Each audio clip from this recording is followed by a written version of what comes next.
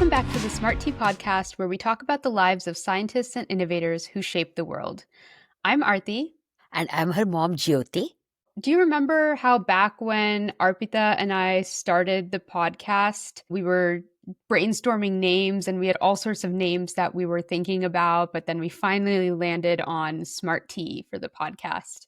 Yes, I do remember those early days to some extent, but I think Smart Tea Podcast is a beautiful name. It hits the nail on the head because that's exactly what you want to do. You're spilling the tea on the lives of the scientists, and it's for smart people. And so we are all being smarties together. Yes, we're talking about smart people and in turn becoming smart ourselves. We are smart and we are becoming smarter and we are spilling the tea together. And so we are all becoming smarties together. That is the hope. And the reason I brought this up is because today we are going to be talking about arguably the original smartie, the original smart person who I don't know why I haven't thought of doing him before, but we're going to be talking about Alfred Binet, who is a psychologist who came up with the IQ test. Oh my Lord, that is fun. Yeah. So he is going to actually give you a measurement of how big a smarty you are, an accurate quantitative measurement of your smartiness. Yes, exactly. But it was much more complicated than that, as we will get into. Like, how do you measure intelligence? Yes. What does that mean? So that's what we're going to be diving into today. The life of Alfred Binet and how he, got into this problem and how he developed this IQ test. And then what it really meant for the world after he did. This sounds like a lot of fun. Let's get into his life. So Alfred Binet was born on July 8th, 1857 in Nice, which at the time was part of the Kingdom of Sardinia until it was annexed by France 3 years later in 1860. He was an only child to very wealthy parents, Eduardo Binet, who was a physician, and Moina Allard, who was an artist. And because of this, Alfred was given the freedom to pursue any subject that really interested him. At some point when he was young, his parents went through a divorce and Alfred lived primarily with his mother. When he was 15, he and his mother moved to Paris to give him the best education possible. Nice. He attended Louis Le Grand High School, where he excelled in French composition and discourse and Latin. But otherwise, he wasn't particularly brilliant at any other subject. Okay. And so after high school, he had a really tough time figuring out what he wanted to do for a career.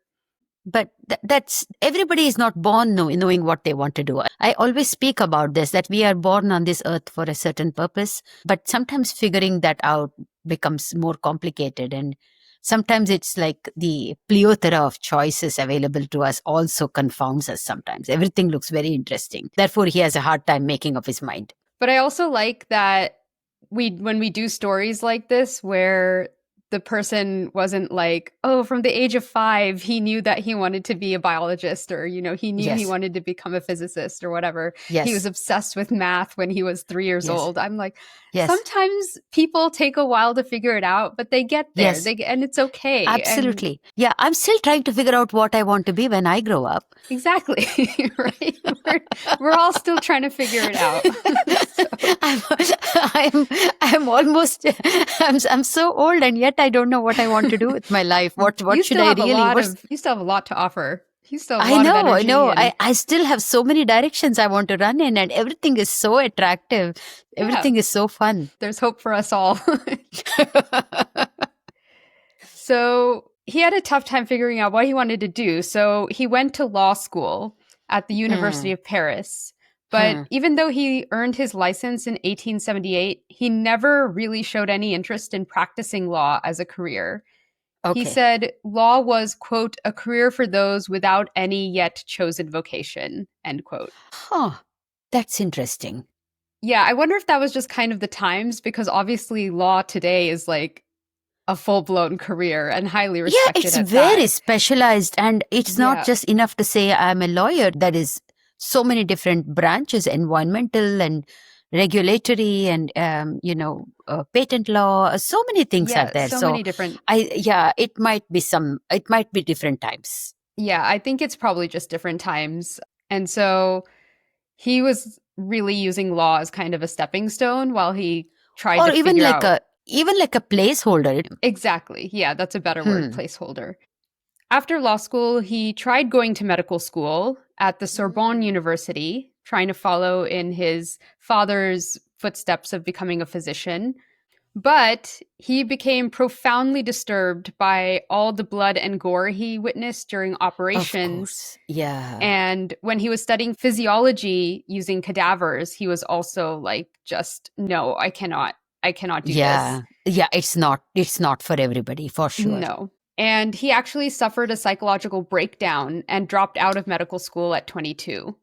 Oh, that is sad. Hmm. Yeah. So it was very, very disturbing for him. As he's recovering and he's working on getting better from this Hmm. breakdown, he started Hmm. spending a lot of time at the National Library, where he soon developed an interest in psychology. And I can kind of Hmm. see why that would have happened because, he suffered a mental breakdown. He's trying to Yeah.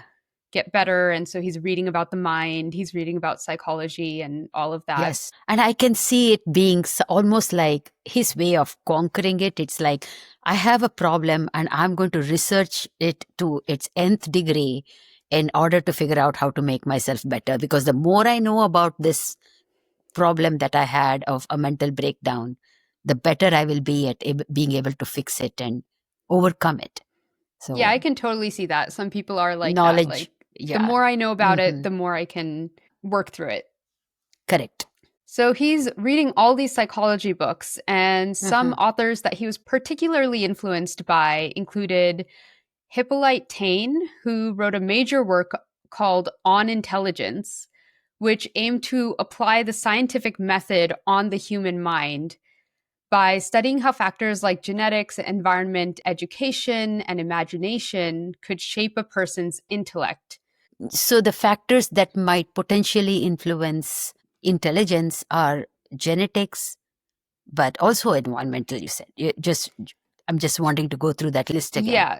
So I think what the big thing or the seed of an idea that's coming here, and we'll talk about this a little bit more later on, is that many psychologists believe that intelligence and cognitive ability is something you were just born with. But Hmm. Hippolyte Taine is just sort of starting to push the fact that maybe intelligence can be influenced by different factors like genetics is there. You're born with a certain amount of something, but environment, education, and imagination are also Hmm. some factors that could influence your intelligence. Yeah. And so it could vary from person to person how intelligent people are. Yes. The other big person that he's inspired by is Theodule Ribot. Mm. I hope there's a lot of French names in this, in this episode. So I really am trying to get it right. I hope I get it right. But if not, let me know. I'll correct it next time. Any French people out there, please let me know. But Théodule Ribot, who is remembered as the founder of scientific psychology in France. Hmm. Hmm. So Alfred reads his work and agrees strongly with his ideas that psychology should be studied more like the other sciences, using Hmm. controlled experiments and data that you could analyze. Yes. So just because we're studying the mind doesn't mean that you can just go off of a gut feeling or intuition or faith or something. You need to create psychological tests that are actually quantitative. Absolutely. And in line with this, he believed in positivism, which is the idea that if something is true and there is some real knowledge that is indeed a fact, that there should be some tangible evidence for it. Okay. So he's rejecting this idea that anything in psychology is allowed to be based on intuition or faith. Got it. Hmm. So, for the first time in his life, Alfred is full of enthusiasm. And despite the fact that he never actually had any formal education in psychology, everything up to this point he's been learning from reading books at the library, Hmm. He starts conducting his own experiments on himself and his friends. Okay. He's found his calling at this Yes. point. In 1880, Alfred published his first paper in Revue Philosophique, which is a Hmm. journal that Théodule Ribot himself was an editor of. The paper was titled On the Fusion of Similar Sensations, which examined the 2-point threshold of sensation. So basically, what that is Alfred was attempting to measure the smallest distance between 2 points of contact on your skin that can be perceived as distinct Two sensations. distinct points of contact on the skin. Got it. Yes. Otherwise, it would be like one point of contact. Yeah, I had to do an experiment like this, I think in middle school or high school or something. The teacher gave Huh. us a bunch of toothpicks and an index card and tape, and you had to tape two toothpicks at different distances apart on separate index cards. So one index card would have toothpicks that were like 1 inch apart, another index card would have toothpicks that were half an inch apart, or, whatever, and you keep going down. And then you were teamed up with a partner, and the partner would close their eyes, and you would use the toothpicks that were like 1 inch apart to touch different places on their skin. So you would try their Yes. face, so you would gently poke their fingertip, or Oh, their arm or leg or something, and see if they could tell if it was two toothpicks or one toothpick just one that toothpick. was, Oh, yeah, interesting. that Hmm. was touching them. And then you tried it with all the different distances. And then you could kind of say that, oh, my forehead isn't very sensitive because it can't tell the difference when the toothpicks are half an inch apart. It can only tell the difference when the toothpicks are 1 inch apart. But Oh, this my is a fun lips experiment. are very Yes. sensitive. My lips Yes. are very sensitive, and my lips can tell when the toothpicks are even like a quarter of an inch apart. Makes sense. And same with your fingertips. Your fingertips are very sensitive. Your lips are very Yes. sensitive. And so you can Yes. kind of map out the sensitivity of your body in different. Yes. And also, fun fact, I learned that that's why babies put everything in their mouth. Ah, that's the most sensitive. So they are trying to learn a new world, Yeah. and that's their most sensitive organ of perception. Nice. So, tangent, but I thought it was interesting. But the reason he liked this particular experiment was because it was, again, a quantitative way to measure mental cognition and perception. So you could, tell that the toothpicks are 1 inch apart, they're half an inch apart, they're a quarter inch apart, and that gives you data and it gives you numbers. Yes. However, he hadn't realized that this exact experiment had already been performed at a much higher and more sophisticated level by a Belgian physiologist named Joseph Hmm. Delboeuf. Okay. And once Alfred published his paper, Hmm. Delboeuf read it and noticed many errors and heavily critiqued Oh, Alfred's okay. paper. So it was an extremely humbling experience for Alfred. Okay. But it's a learning experience. These kind of things are that you really learn a lot when these kind of things happen in life. Yes, and that's how he took it. He didn't lose his enthusiasm.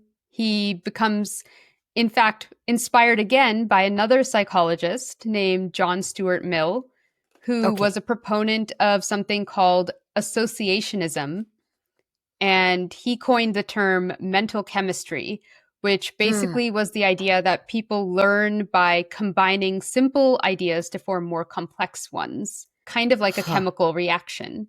So give me a second. Let me understand that properly. So you basically take two simple thoughts and then you put them together and get a complex thought. Is that what you just said? Yes. So, Okay. one kind of example that I thought of, which I hope is correct in the way I'm thinking about it, is that, for example, you can have a simple thought like a color, which is Yes. orange. And then you can have another simple thought, which is a ball. Okay. And you put those two together and you get an orange ball, Yes. right? And Yes. so then that brings in associationism, which is, what do you associate with an orange ball? And you could Okay. think maybe a Uh, basketball. A basketball is an yes. orange ball. Yes. And while if I just said orange, you probably wouldn't think basketball. And if I just said ball, you don't necessarily think of a basketball. If I Hmm. say orange ball, you Hmm. think basketball. And you also think of like the whole game associated with basketball. You may think of memories associated with you watching a game of basketball. You might think of the players, the big player names might flash into your head. Yeah, so you have this whole understanding. Yeah, if I say Yes, orange yes, and ball, all of a sudden, our minds immediately leap to basketball and game, and we associate all of these things. yes, yes, And so that's kind of how, in the beginning, we learn from babies that this orange colored ball is a basketball. And with basketball, there's this whole game associated with it. So yes, I think that's kind of how it's working. And so yes, John Stuart Mill is saying that that's how we learn about everything. We learn about everything from these small building blocks that build into a much larger yeah. picture. So this kind of thought process that also exists for how we learn a language, for example, or Mm-hmm. even how we learn to think. Everything is like that. So you go back to your kindergarten, you start with your small alphabets, which then become the words, which then become the sentences. The sentences then are then made into 5 or 10 sentence essays, and Mm-hmm. then you slowly build that into a story and then into a novel maybe. So Yeah. everything, your entire learning process is exactly mimicking this idea put forth by Dr. Mill. that's Yeah. that's So interesting. that's his idea. That's what he's that our entire cognitive ability, our entire the way we think can all be boiled down to us using these little building blocks to build more complex ideas. So once again, Alfred runs with this idea. He loves this idea, he runs with it. He publishes a second paper that strongly advocated for associationism as this all-encompassing explanation for the basis of human thought. Okay. But once again, he is widely critiqued because psychologists had already been moving away from associationism because they realized that it didn't explain some parts of human thought and behavior, like why we get motivated to do certain things and things that subconsciously can influence us. So I was Mm. like, yeah, that makes sense. Like sometimes if you're in a store or something and they're playing music that you really like, you might stay in the store a bit longer, but you're not really thinking about that. And you may have the opposite. Like I might say, oh, I love this store. I love the ambiance in this store. And subconsciously, it's because of the music and the lights and whatever. But you may hate it. You may be like, I hate this store. I hate this music. The lights are too bright. I don't like Yeah. anything about it. But then there is yet another layer, actually, and that is Mm-hmm. something that is our innate tendencies that we are Yeah. born with. Some people may be more like go with the flow, and some Mm-hmm. people might be highly dynamic. So Mm-hmm. you may see something that needs to be done. And we see this in our own house as well. There's a dishwasher waiting to be unloaded, and there'll be couple people in the household who just jump up there and it's like, clean dishes, let's put them all away. And somebody else will be like, it's okay, it'll get done one way or the other, it'll get done. And that comes from the latent tendencies that a person is born with. Yes. And so associationism isn't really explaining some of these things. So Alfred kind of throwing his full weight behind associationism and saying, like, this explains everything. Psychologists Hmm. were already like, it doesn't explain everything. You need to slow That down. shoots down his credibility then. Yes. And so again, he gets kind of publicly humiliated as trained psychologists are shooting down his papers. But he keeps learning from his mistakes and he continues to stay optimistic. In 1882, a former classmate of his introduced him Mhm. to the famous hospital in Paris Hmm. called the Salpêtrière. Because Alfred was independent from any school or job at this point, he starts volunteering here and he meets a neurologist named Jean Martin Charcot and his physician assistant, Charles Ferret. Mhm. So, Charcot and Ferret were interested in studying the baffling condition of female hysteria. Excuse me? Yes. Female hysteria? Yes, the symptoms of which included paralysis, loss of sensation, seizures, and memory loss. So I have no idea what they were actually studying. I feel like they were studying some sort of other mental disorder, but for some reason were focused on females specifically. Because all of these symptoms that they're talking about, I'm like, there's something deeper here. I don't know why you're Yeah. attributing it only to females. And, You but, know, this may be a product of the times. oh, definitely. There was a time in my life when I was younger that I was very fond of historical romances. And every drawing room of a cultured lady included a fainting sofa. Ah, And I yes. always wondered about that.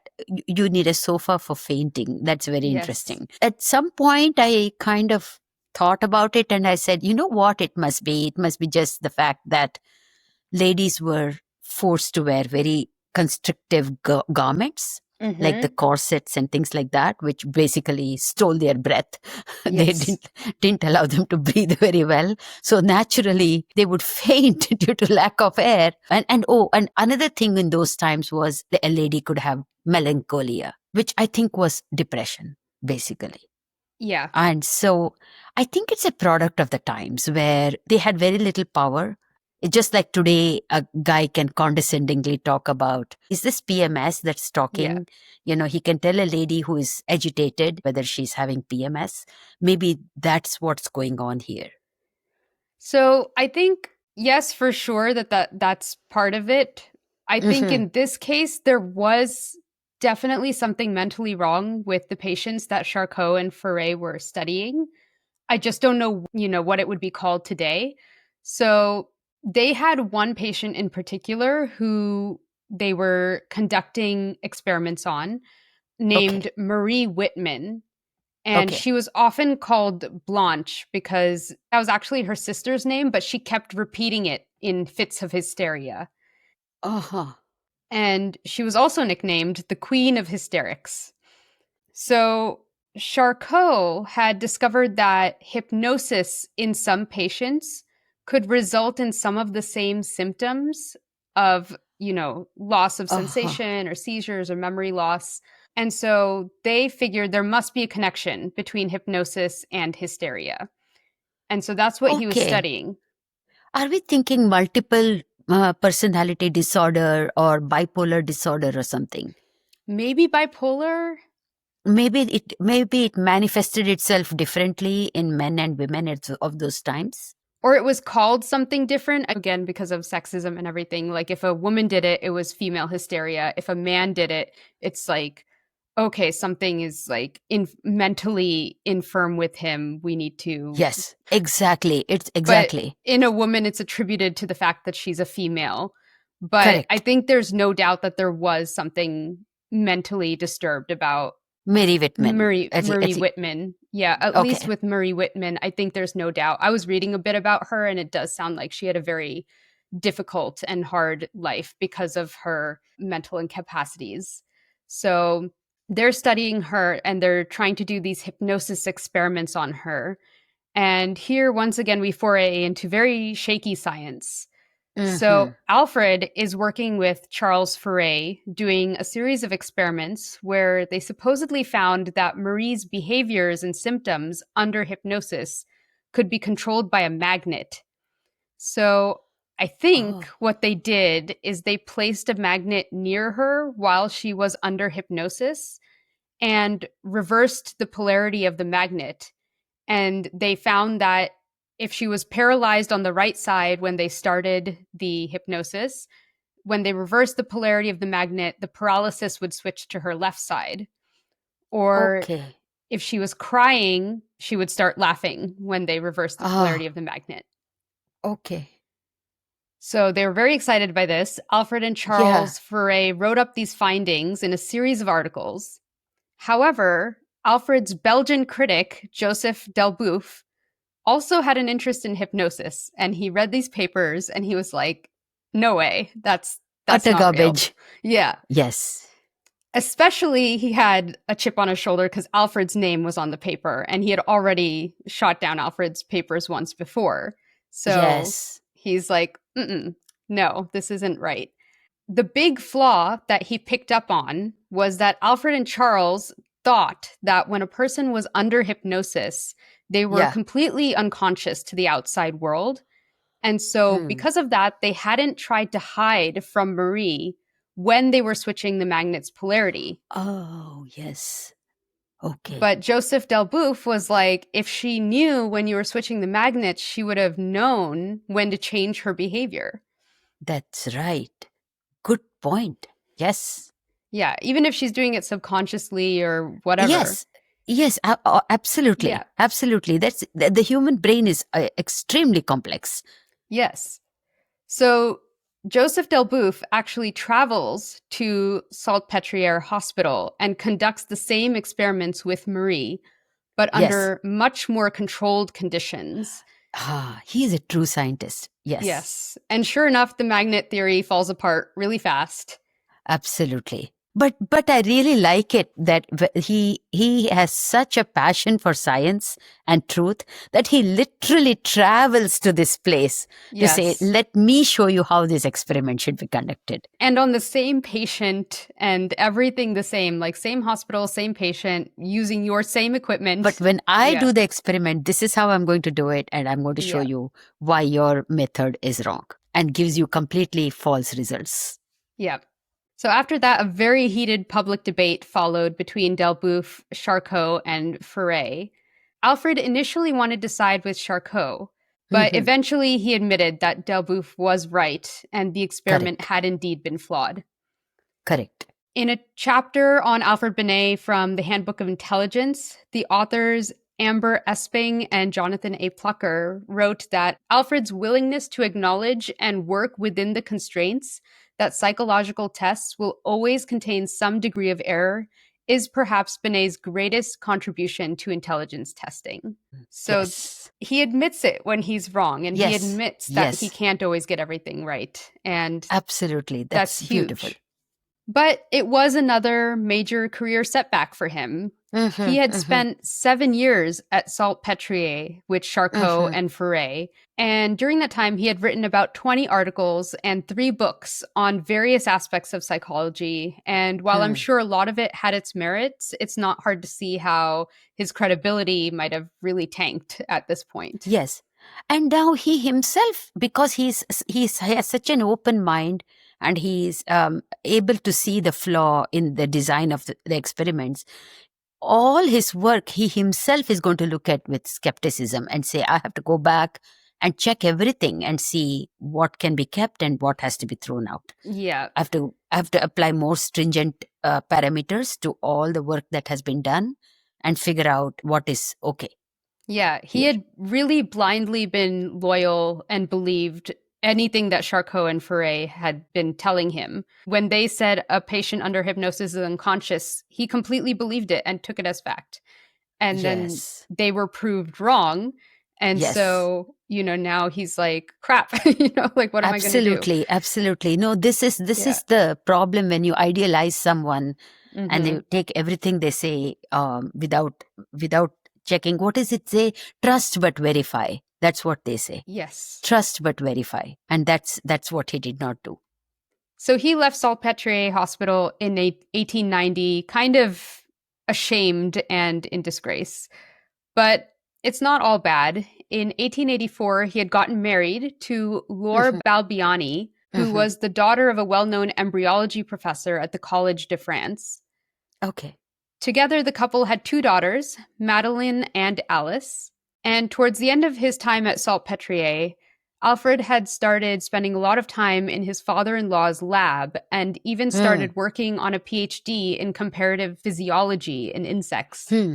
After leaving Salpêtrière, it took Alfred more than a year to find another position, during which time he conducted psychology experiments on his 2 daughters, who were around 5 and 3 years old, Oh and no. all of their friends.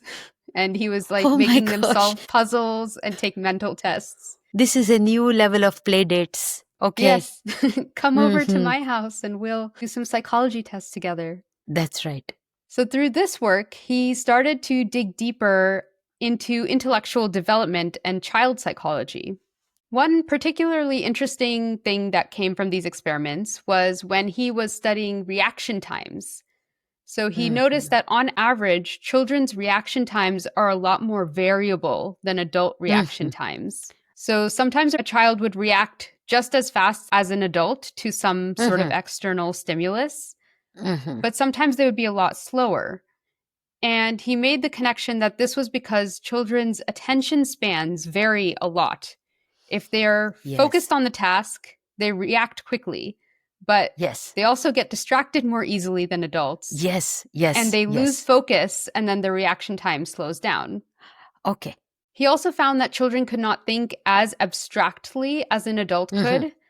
For Yes. example, when shown a knife and asked what its function was, a child was likely to say something highly specific like to chop up meat, rather Okay. than an adult who would say something more abstract like to cut things with. Yes. Okay. Yeah. Yes. So at some point in human development, he reasoned that it must become important for us to start thinking more abstractly. Yeah.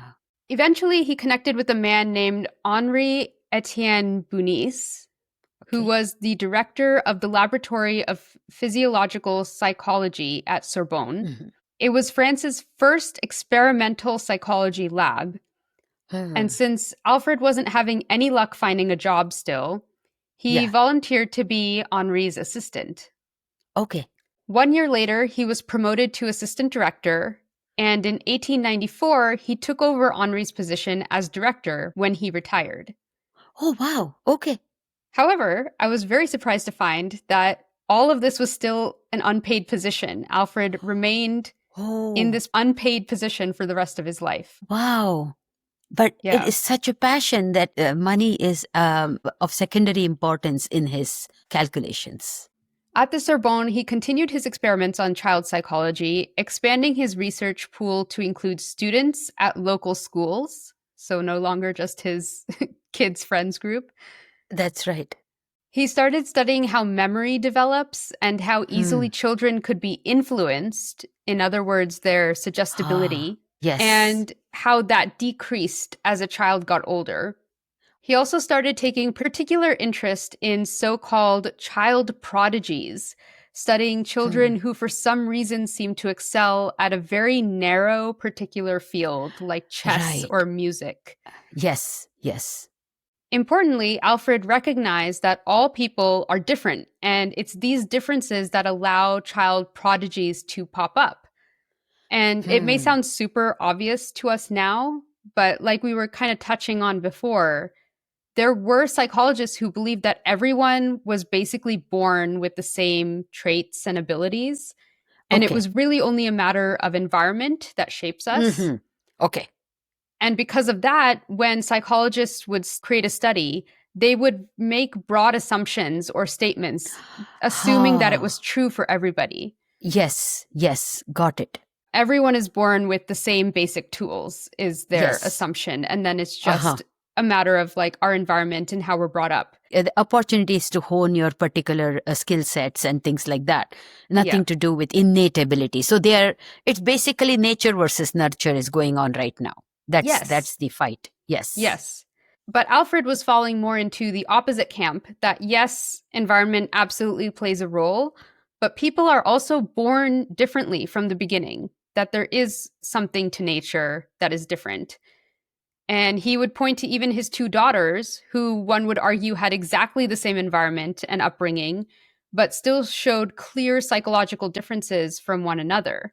So Yes. Okay. they don't Hmm. think exactly the same way. They don't, have the Yes. same interests and, Yes. cognitive abilities in different areas. Yes. And we see that even today with twins, I think, where not just fraternal twins, but even identical twins with different interests and different bent and liking towards different things. Yes. So he's pushing this idea that you cannot just make these blanket statements, that Hmm. if you're going to study an individual's psychology, you can't just assume that they are like everybody else. You have to Hmm. really study that person and who they are, what they were born with, what their environment was, what their tendencies are. Hmm. However, he did recognize that sometimes these long, deep dives into an individual's psychology was not always practical, especially if you're dealing with like a lot of patients or, you're Hmm. trying to study something about psychology and you need like, hundreds of people in order to Yes. create a data set, Yes. you can't Correct. feasibly go into like Yeah. every How single much depth person's. can you go with each of your subjects? Yes. So he did start to think about whether there were certain criteria a psychologist should focus on to quickly understand someone's basic psychology. He and a young research assistant named Victor Henry put Mm-hmm. together a list of 10 variables that they thought should be measured. These 10 variables were memory, imagery, imagination, attention, comprehension, suggestibility, aesthetic sentiment, moral sentiment, muscular strength and willpower, and motor ability slash hand-eye coordination. Okay, so he's now slowly bringing in the physical aspects because the brain is involved in your ability to coordinate hand-eye movements, for example. Yes. Alfred and Victor published this new approach in an article called Individual Psychology in 1896. Also, side note, Victor Henry, his assistant, went on to become very famous in his own right. He actually moved away from psychology and made huge breakthroughs in enzyme kinetics and biochemistry. So, if Oh, anyone okay. recognizes the name Victor Henry, he did become very, very big, Got it. but in a Hmm. separate field.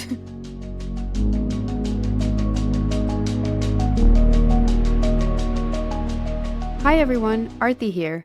I hope you're enjoying the podcast. If so, and you wish someone would tell your science story, I founded a science communications company called Psycom, that's SYKOM, that can help. Psycom blends creativity with scientific accuracy to create all types of science communications content, including explainer videos, slide presentations, science writing, and more. We work with academic researchers, tech companies, nonprofits, or really any scientist to help simplify your science. Check us out at psycommer.com. That's SYKOMMER.com. Okay, back to the story.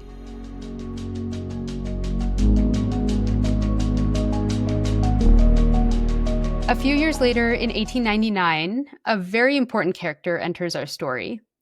His name was Theodore Simon. He was a young student who had gotten an internship working with hundreds of mentally disabled children at the Pere Vaucluse Asylum.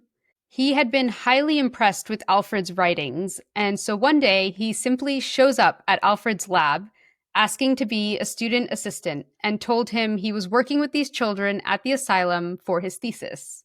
Alfred was very interested and saw the opportunity to try his individual psychology testing on these very unique Hmm. cases. Correct. And so together they undertake a bunch of psychological testing of these children in which they tried to figure out if there was a common indicator between all of them that would kind of be a marker that this child would need special education or attention. Ah, So all of these children have some sort of mental disability. And so they're okay. studying them, looking at everything from physical characteristics to personality traits.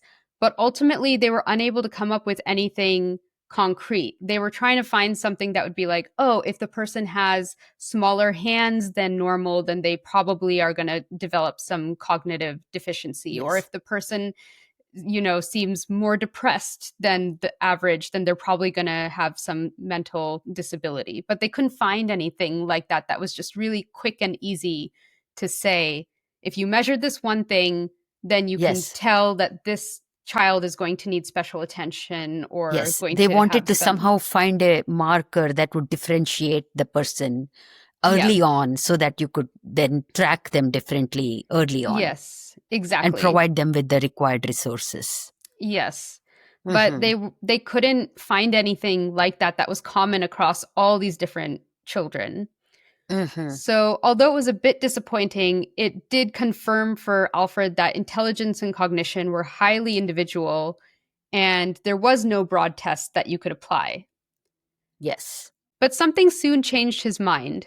So, around the turn of the century, France had been mandating public school education for all children, including Mm-hmm. children with mental disabilities. And this soon started taking its toll on the teachers, who are now having to deal with everyone from these like super advanced kids to these Yes. mentally disabled children all in one class. Yes. So it was utter chaos. And it soon became clear that some children need different education methods, more attention, and different tools in order to learn. Yes, some are very advanced while others are mentally challenged, and the same curriculum is not going to be applicable to them Yeah. all. And probably just one teacher trying to deal with different cognitive abilities is going to be very difficult. Yes, because I can imagine children on both ends of that spectrum could both be highly disruptive in a classroom. Both of them are not getting their needs met. And so, Correct. so in 1904, the French government decided to put together a group of experts who could help solve this problem. And naturally, they Hmm. turned to Alfred Binet and Theodore Simon because of their work Yes, at the asylum.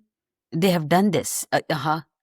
They were asked to come up with a way to identify children who were either mentally disabled and or who would likely benefit from special education classes. And also, just as important, the test had to safeguard against false positives. So students who Hmm. were actually competent shouldn't fall into the special needs category. Yeah, just because they had ADHD, for example, or then they Yeah. were running off and not lack of focus should not be misinterpreted as being lack of ability or something like that. Hmm. Yes. So Alfred and Theodore got to work, and this time they had a different approach for how they dealt with this problem. So before, they were only looking at children in the asylum that they knew had, some cognitive disability. Hmm. But for this project, they started looking at two groups of children who had Hmm. previously been identified as either having normal cognitive function or were falling in the special needs category. Okay. So they're comparing two different groups now. Hmm. And they came up with a variety of tasks for the children to perform, which, very importantly, they made sure had absolutely no reliance on any sort of formal education because they Huh. understood that people came from all different educational backgrounds. Yes. They also soon realized that age was a factor in many children even understanding what they were supposed to do in the task. So Yes. they started coming up with different levels of difficulty for certain tasks depending on the child's age. This is nice. All his early criticism that he received in terms of his lack of appropriate controls for the experiment, now he is implementing those controls and Mhm. making it fairly stringent. Yeah, he learned. This is He the big learns. thing. Like his beginning of his career was really not promise. He was not off to a promising start. He was making so many mistakes. He didn't know what he was doing. He had no formal education in psychology and he's just, following Yes. whatever he believes in, but he sticks with it and he learns and because And of does that it he's right able now. to finally He get it right. Yeah. get it right now. The second time round or the third time round, he's getting it Yes. right. Yeah. He came up with different levels of difficulty for certain tasks. For example, very young children just had to follow a light with their eyes, unwrap candy, or shake hands with an examiner. Slightly older kids were asked to repeat back a series of 3-digit numbers, repeat a 15-word sentence from memory, point to Hmm. certain body parts, and define words like fork or house or mother. Okay. Older kids were asked to draw certain things from memory, state the Hmm. difference between pairs of things, and form sentences that contained three separate words that they were given. So, can you make a Okay. sentence with the words picture, chair, and house? And they would have to do that. Yes. And then the hardest tests ask kids Mm. to repeat back 7 digits, state the difference between abstract concepts, like what's the difference between sad and bored, Mm. and then come up with scenarios as to what could be happening when they were told a partial story, like, my neighbor has been receiving some strange visitors, like a lawyer, a doctor, and a priest. What could be happening over there? And they had to come up with some story. Some interesting story. which I think you would be really good at and I would be I really I bad at. already had three right away. There were three scenarios in my head. Yeah. It's terrible. It's Yeah. terrible. My brain is just like that. Yeah. Right off the bat, it's like a lawyer, a doctor, and a priest. Okay, he's on his deathbed. No, he's having a fantastic party. No, he's having his daughter is getting married to a doctor, and they are having Yes. a prenup, and they are having the nuptials. So right away, there's three things that's in my head right off the bat. I'm sorry. No, that's great because I think these are the tests that I completely failed at. I was like, I don't know. Why would a doctor, a lawyer, and a priest be together at all? That makes no sense. I can't even Oh, come it up with makes it. makes perfect sense to me. Yeah. So, based on their answers, Alfred and Theodore began to calibrate the scale, figuring out at what age kids normally started accomplishing tasks or giving correct answers. And based on this, they were able to create a scale. So if a 10-year-old accomplished all the tasks most other 10-year-olds could accomplish, then they were normal, quote unquote. Okay. Not highly intelligent, but also not handicapped or disabled in any way. Okay. If a 10-year-old could only accomplish the tasks that a normal 8-year-old could do, then they were Mhm. mentally challenged. Okay. And if they could accomplish a normal 12-year-old task, then they were more advanced. Okay. This scale, called the Binet-Simon scale, was Mhm. revolutionary because it didn't rely on any sensory perception or reaction times, and it actually quantitatively measured memory, attention span, and language comprehension. Yes. Yes. In 1905, Alfred wrote up a report of his findings and outlined his suggestions regarding education. Mhm. Importantly, he wrote that he did not think intelligence was fixed. So I thought this was a really important concept. Okay. So if a child showed signs of being less intelligent than normal, according to his scale, that did not necessarily mean that they were handicapped or anything like that. He said, quote, intelligence is susceptible to development through exercise, training, and above all, method. One will be Mm. able to increase one's attention, memory, judgment, and to become literally more intelligent than before, end quote. Oh, what a positive idea. And so true, actually. The Mm-hmm. more you work at improving your skill set and sharpening those tools, the better your brain is. We saw that with your grandfather who kept his brain very, very sharp all the way till the very end. Mm-hmm. Yeah, so there is something to playing all of those like Wordle and Sudoku and all of those kinds of, Yes, games. It does actually do something for your brain. yes. And also, every day that you have learned something is a day that you have lived well. And if Mm-hmm. you have not learned something on that day, then that's a day wasted in your life. I think he would have strongly agreed with that. So he came up with some cognitive exercises he called mental orthopedics that could be used to help children who were lacking in one particular area or another. Okay. He also advocated that children who fell on the lower end of the scale should still be allowed to interact and learn with kids who were of a normal or higher intelligence, Hmm. believing that it would not only give these slower learning children a model to copy, but it would also teach the faster learning children lessons in solidarity and empathy. Oh, fantastic. There's learning going on both ways. Yes, be Very patient nice. with somebody who maybe isn't learning as fast as you in one particular area. Yes. And, the people who need help, they have now someone that they can look up to. And also, the people who need help may require help in one area, but they might Hmm. teach you something new in some other area entirely. Yes. Just like we were saying, like, I think I would fail horribly at the section where it's like, come up with a scenario, whereas you are great at that kind of thing. And you, on the other hand, would be wonderful at drawing something from memory. I can Yeah. see my stick figures would have put me in like the mentally challenged category. So we each have our own ability that we work with. Yeah. Alfred continued to refine the test until his sudden death in 1911 at the age of 54, most likely from an illness, but we're not completely sure what happened. Strangely, the Binet Simon scale did not really become popular in France immediately. It was actually an American psychologist, Henry Herbert Goddard, who first popularized the test in America. He used the test with children he was working with and found it to work fairly well. So he Hmm. translated the test from French into English and distributed over 22,000 copies around the US. Nice. In the mid 1900s, much after Binet's death, the test made its way back to France, where it finally became popular. Okay. Psychologists have made some improvements on the test over the years and put their own interpretations on the results. A psychologist named Louis William Stern had the idea of creating a ratio where he divided the child's score on the test by their age. So a Huh. low score at a high age would give you a low number, and vice versa.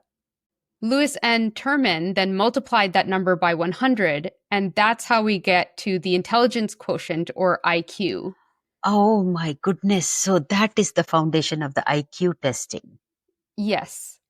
Nice. Today, 100 is considered to be an average IQ, with 68% of people falling within an 85 to 115 IQ range. Okay. Unfortunately, while psychologists were refining the test, people started using the IQ test for all the wrong reasons, as humans are going to do. Humans, if there is a way to misuse something, they will find it. Since the definition of what intelligence is kind of broad, people started using it to categorize people for important things. For example, in World War I, the US military started using IQ tests to screen recruits for officer training. Ah, that's a tough one because sometimes again education and environment will come into all those things. Yeah. And I don't think the IQ test really tested like leadership ability per se. You know, someone can be really smart and have zero leadership skills. So, Yeah, and that's where you have those horrible dynamics. mhm. I remember when as a young girl I was reading a poem. It's called The Charge of the Light Brigade. Okay. And it glorified the fact that this small contingent of the English army knew that it was going into certain death because the enemy was so many times more in number. Mhm. But the leader gives, the order to charge ahead anyway. And so Yeah. it glorified the fact that these people went in knowing that they were charging into certain death on their horses. Yeah. And then they very few survive that encounter, and every person who reads it is like, that is horrible leadership. Yes. You should know when to retreat so that you can stay alive to fight another day. Yeah. You should have enough empathy for the lives of your people whom you're in charge of. Yeah. Bravery is one thing, but, tactical decision making. Yeah, just recklessly throwing other people's lives away for that moment of glory where you said, I don't want to be called somebody who turned and ran. You don't Yeah. have to call it turning and running. You can say strategic retreat so that you can come back and fight for victory another time. Yeah. Anyway, I went off on a tangent. I didn't mean to do that. But No, that's yeah, okay. leadership is a very difficult one. You have to have good leadership. You have to Yeah. have good empathy. So in that, it's not Mhm. just IQ that decides who a good leader is. It's also EQ, the emotional quotient. I don't even know if they knew that EQ was even a thing at this point. Also, with completely zero evidence, people who believed in eugenics started claiming intelligence was an inherited trait. Oh no, is this the foundation for Hitler's genocides? Yes, they started linking it to race to justify mass genocides in Oh, Nazi Germany. oh no. How people can take something that makes a lot of sense and twist it into something so grotesque. And like Alfred Binet, had explicitly said the opposite, that intelligence is not something you're only born with. Like, there's, of course, some Hmm. innate ability, but Hmm. it does depend on, your environment, and it is something that you can work on. And so it Hmm. is variable within a person themselves. If they start off on the lower end of the IQ scale, you can work your way up. So the fact that these people were saying that people of different races or different creeds were inherently lower on the intelligence scale because of the color of their skin or something is like explicitly against what Binet had been saying, what Alfred had That's right. said, you And know? the original, even if there was a distinction between innate ability, it had never ever been linked to race until Hmm. these people decided to do so. Yeah. And not to be outdone in terms of horrific policy, in 1924, the Virginia Sterilization Act was signed into law and No upheld way. by the US Supreme Court, which forced reproductive sterilization of institutionalized people who were, quote, afflicted with hereditary forms of insanity that are recurrent, idiocy, imbecility, feeble mindedness, or epilepsy, end quote. That's Oh. straight from the act. Wow, are you serious? That Hmm. is truly, truly horrible. Yes. Such atrocities. So between 1924 and 1979, over 7,000 people were involuntarily sterilized. Wow. And this will blow your mind.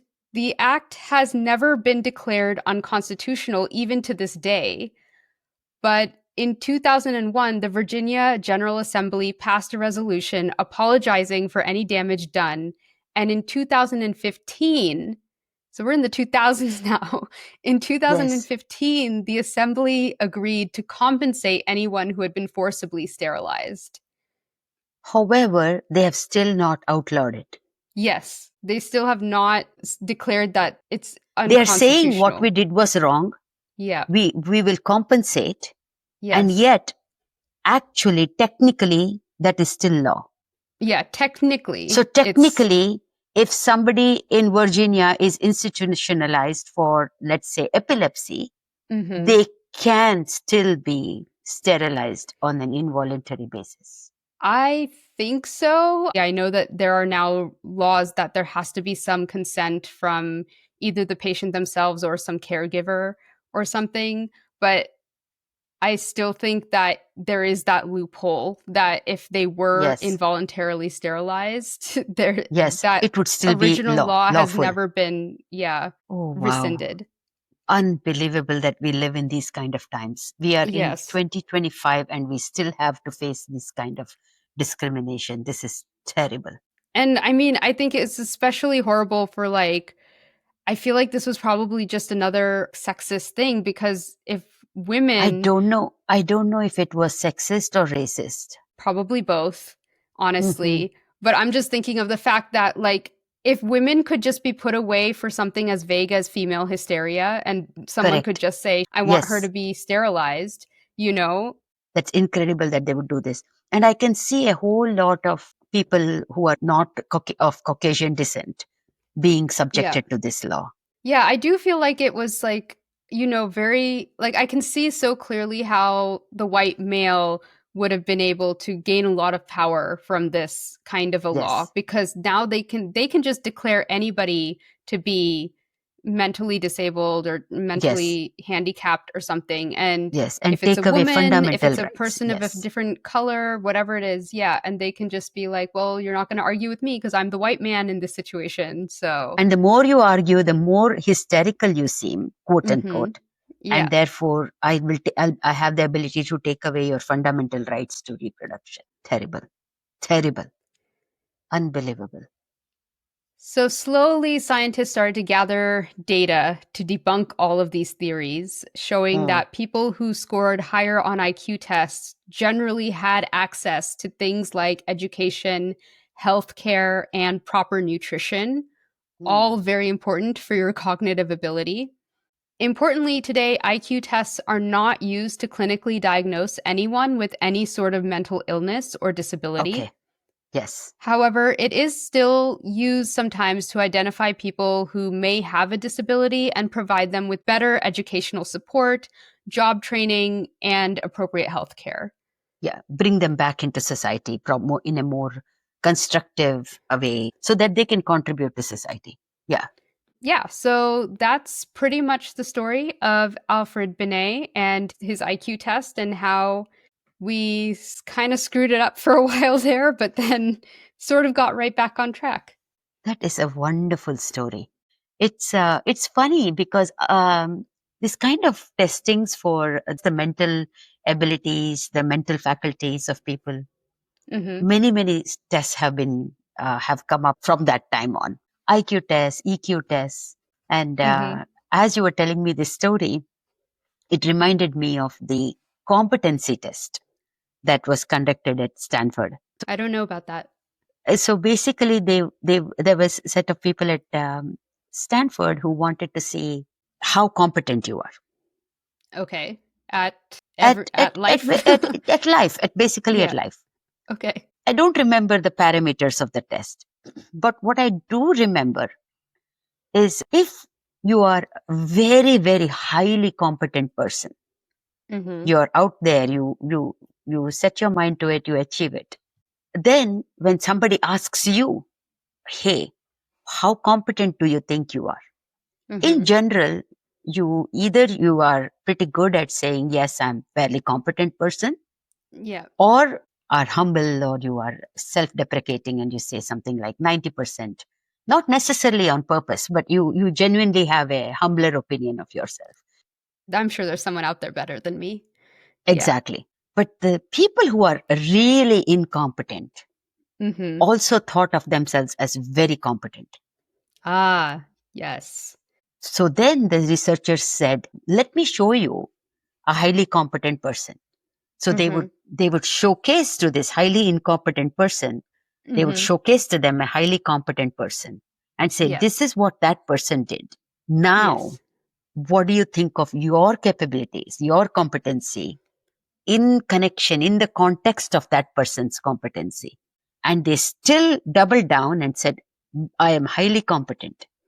Oh my I'm gosh. almost equally competent. So there's like a correlation between low competency and high confidence in yourself. No. And let me add a little more. So what the researchers said was a certain threshold of competency is required in a person to even be able to determine their own competency level accurately. Ah.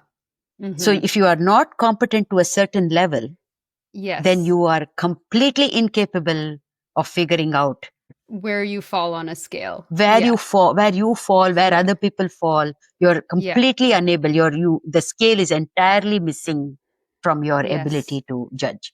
Yes. I wonder if that's something you could also work on that. The same way Yes, Alfred Binet was saying you can improve your intelligence if you work on it.